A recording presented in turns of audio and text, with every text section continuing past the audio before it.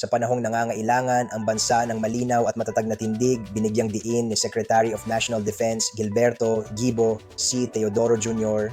na kusang nga paratang na walang sapat na ebidensya ay walang puwang sa mga usaping pinamamahalaan ng pandaigdigang batas. Kasabay nito, iginiit niya ang pangangailangang ipagtanggol ng Pilipinas ang kanyang mga lehitimong karapatan. Sa pagtanggi sa aligasyon ng China sa Ayungin Shoal, hindi lamang siya tumutol kundi naglatag ng hamon na patunayan ang mga ito sa angkop na legal na forum. Ayon kay Chairman Emeritus Dr. Jose Antonio Goitia, ang bansang naninindigan sa katotohanan at batas ay hindi sumusuko sa anumang pressure.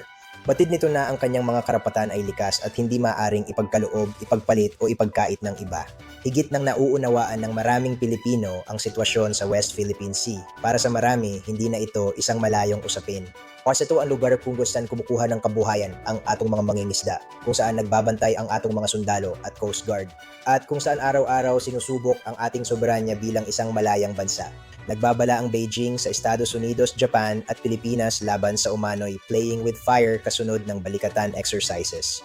Ang soberanya ay hindi ipinagtatanggol ng palihim. Ito ay pinaninindigan ng may tapang, malinaw na direksyon at matibay na kalooban ng isang bayang hindi papayag na ipagkait ang kanyang mga karapatan, dagdag ni Goitia.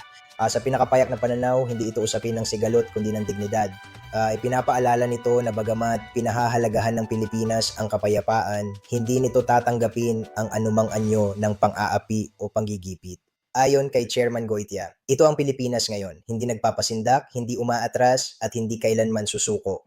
Malinaw ang mensahe, ang ating mga karapatan ay hindi maaaring agawin at buong tapang natin itong ipagtatanggol. Maninindigan tayo para sa bayan.